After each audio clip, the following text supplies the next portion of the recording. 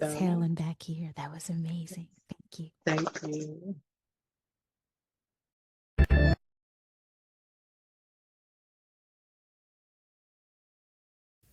Sharon Harrell is a certified financial and retirement coach who focuses on empowering her clients through trusted partnership. The techniques she developed are so successful, her family and friends began asking for help with their own challenges. Sharon coaches her clients in a way that utilizes both their heads and their hearts. Here to present how our finances affect our mental health, please welcome Miss Sharon Harrell. Well, hello, everyone. I am so excited to be here today, and I want to thank Tiffany and Jimmy and everyone here today that had something to do with this second annual Mental Health Summit. So let's go on to the slides because I'm excited to talk about how mental health handles and deals with our finances as well as how they affect them in different ways. So next slide, please.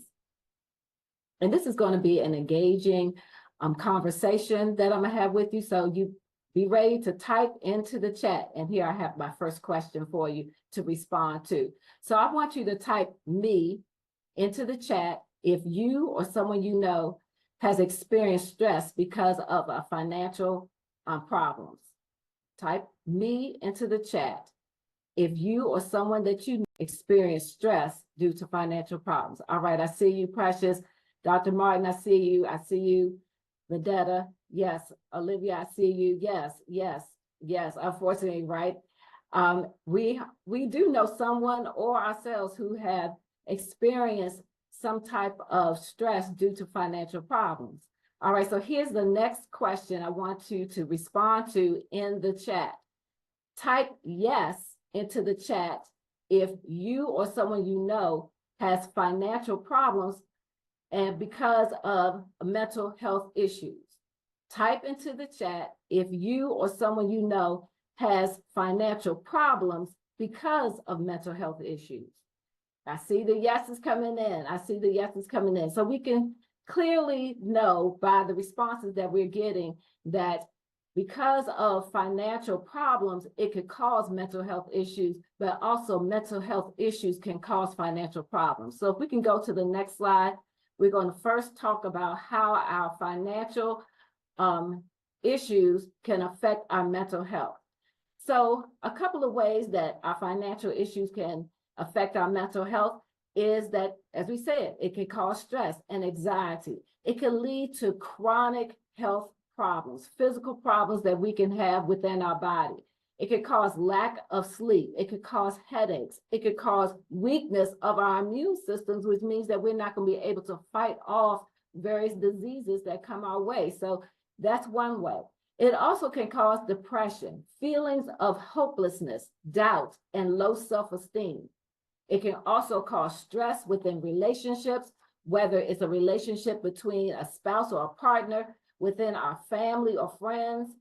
I read that CNBC says that 64% of couples have admitted to being financially incompatible, having different views about how to handle their finances and spending.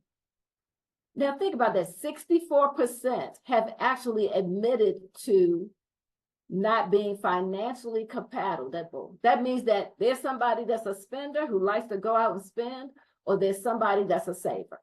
There's somebody who wants to hoard all the money, and there's somebody who wants to be giving it away all the time. Think about that. All right, another way that finances affect our mental health, it can cause isolation.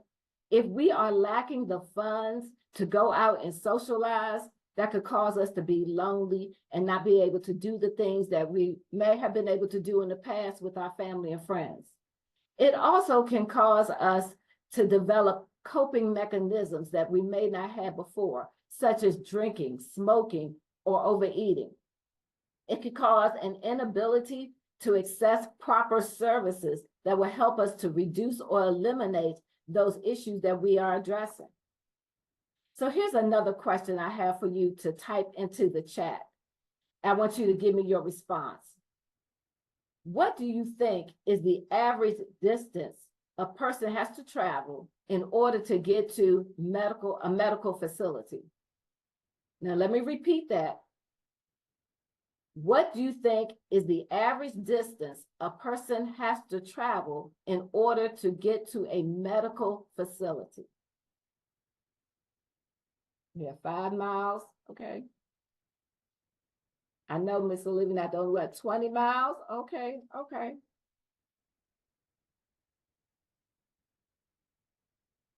All right, I'm going to say that based on what Google told me, it's about 7 miles. And so 7 miles doesn't sound far, but that can be far for someone who has mobility issues. And a mobility issue could be that they're physically unable to get there. You know, they cannot walk there. That's a lot of people don't walk 7 miles on an average. It could be that they don't have the funds to get there because they may not have a car or can afford being able to get to the medical facility in order to deal with those needs that they have as far as their finances or the medical issues. So just keep in mind that the average distance is 7 miles, but 7 miles can be a long time for someone who has mobility issues or cannot get there because of funds that are lacking. So we can go to the next slide. We're going to talk about how our mental health affects our finances. So a couple of ways that our mental health affects our finances is that it could cause low productivity and performance within our work or our businesses. That will cause us to have low motivation because we are unable to do the things that we need to do in order to be productive, to build our careers, to build our businesses to the next level. It could cause lack of motivation. And this could cause an inability to be able to work. So people with mental health issues may suffer from absenteeism, not coming to work, or presenteeism, which we see that a lot of times where people are at work, but they're just not fully functioning to the best of their ability. Also, it can cause us to be able to maintain our employment, which could cause homelessness. And we have seen where a lot of homeless persons have mental health issues. So we have to be aware of that when we are dealing with the homeless, that they're out there and they have mental health issues, but the lack of being able to get to those facilities or access the services are hindering them from getting the help that they need. Also, we know that medical expenses are crazy high. They can be overwhelming. So we want to make sure that the way that we deal with that is to help people to get to the next level. And so in 2019, approximately $225 billion was spent on medical health issues. So let's talk about being able to access the medical facilities. The National Alliance of Mental Health states that 21% of African Americans are less likely to access mental health services, and 25% of Hispanics are less likely to access mental health services. And that's normally because they do not have the funds to do that. They don't know where to go or how to get there, or just ashamed. Also, another way that mental health can affect our finances, it can cause compulsive behavior. If you are going through something mentally or emotionally, it could cause you to do things that you wouldn't normally do, like drinking, overeating, overspending. So that could cause you to go into debt. So there's gambling. So there's so many things that the mental health and our emotional health can affect our finances. We also want to understand that financial issues can cause stress on relationships, like we talked about before. And normally we think about the person, such as the person that's going through the mental health issues, but we also have to remember our caregivers, right? I mean, how many of us have been caregivers to someone and understands that you are going through things too, and that can affect your finances. You might have to take care of someone, and then you're not able to work as much as you had been before, or even work at all, which means that there's going to be some type of financial situation that you are not going to be able to take care of your family like you had been in the past. So we want to go to the next slide, because I want to tell you about what I call the fried fish grease mentality. So I have a question for you all. I want to ask you to type into the chat your response. After you fry fish, what do you do with the grease?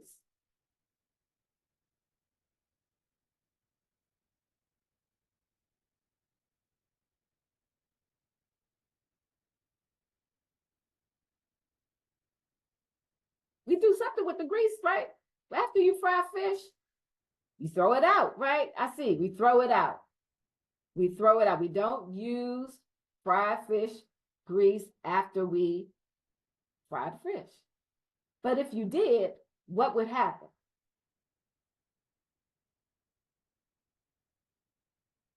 If you use the fried fish grease after you fry the fish, if you use it as something else, like scrambling eggs or frying chicken, it's going to taste like fish. It's going to taste like fish.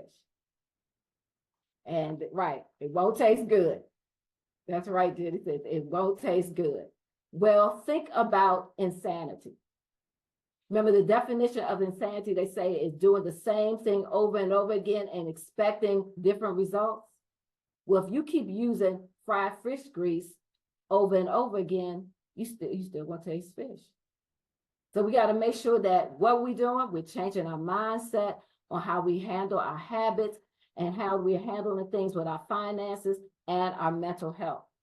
So we can go to the next slide. We're going to talk about what we can do in order to move past that and overcome these things.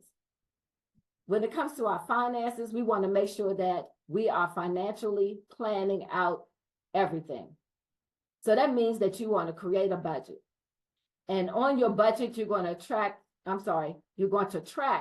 all of your income and all of your expenses.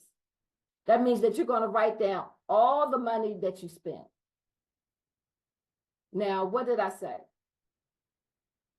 How much are you going to track? I want you to type into the chat. How much money, when it comes to expenses, are you going to track? That's right. All of your money. Sometimes we think we just need to track, our bills. Sometimes we think we just need to track our household expenses, food, transportation, clothing. No, because you still going to go to the store, you going to get your nails done, you got to go to the barbershop, you might have kids, the daycare. You got to track all your money, okay? You want to create an emergency fund in order to put aside money for what? For emergency. And this fund might be hard for us to do sometimes because a lot of us don't want to admit it, but we live in paycheck to paycheck, and so we want to make sure that we have some money set aside in case something happens, because what happens? Life be happening. Life be lifing. That's what they say. Life be lifing. So in order for us to be on top of that, we have to have money set aside. So set up an automatic deposit into an account that you don't have easy access to in order for you to save that money. And put aside an amount of money that you're comfortable with each pay period so it doesn't stress you out because I was told I need to set aside money. We don't want to set aside money that's going to stress us out just to save. You want to set aside what's comfortable for you. You want to seek support. And that support can be from family, friends, medical or financial professionals. And when you are seeking professional help, you need to make sure that you know what your needs are and where to access those needs. Don't just go out there and try to find somebody that you heard that you might need, a financial coach or financial planner. You have to know what specifically you need. I used to have a commercial that played when I was young, that said, an educated consumer is our best customer. We are consumers, so we have to be educated on what we need before we go out there and just picking things and then spending money on things that we don't need. So make sure that you know the difference in a coach and a consultant and a therapist and a counselor and a tax preparer and a tax accountant. All right, we want to practice self-care. It was already said before in some of our previous speakers about we need to make sure that we put our oxygen mask on first, because if we don't, then we can't help the other person because we've been passed out. So we want to make sure that we have our oxygen mask on first, and you want to make sure that you are doing those things for your self-care that you believe is best for you, whether it is exercising, meditating, gardening, going for a walk, taking a spa day. Check with your employer and see if they offer some type of wellness where you can take a time out of your job and just do something that will help you for your self-care. All right, I also want you to now to type into the chat the ending of this scripture. I want you to type into the chat the ending of this scripture. The scripture says, death and life are in the what? What is the rest of this scripture? Death and life are in the what? That is correct. Power of the tongue. That means that what you say manifests in your life. So if you say negative things, then that will bring about a negative manifestation in your life. You want to make sure that you are speaking positivity over your life. That is part of practicing gratitude. You want to practice gratitude because what God has for you is for you.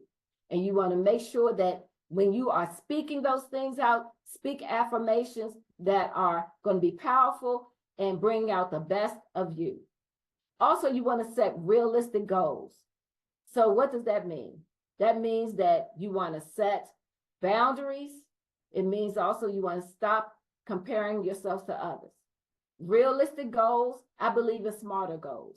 So smarter goals mean that they're going to be specific, they're going to be meaningful, they're going to be achievable, they're going to be relatable, relevant, they're going to be time bound. I'm going to evaluate them as I go through my goals to meet them, and I'm going to reward myself at the end.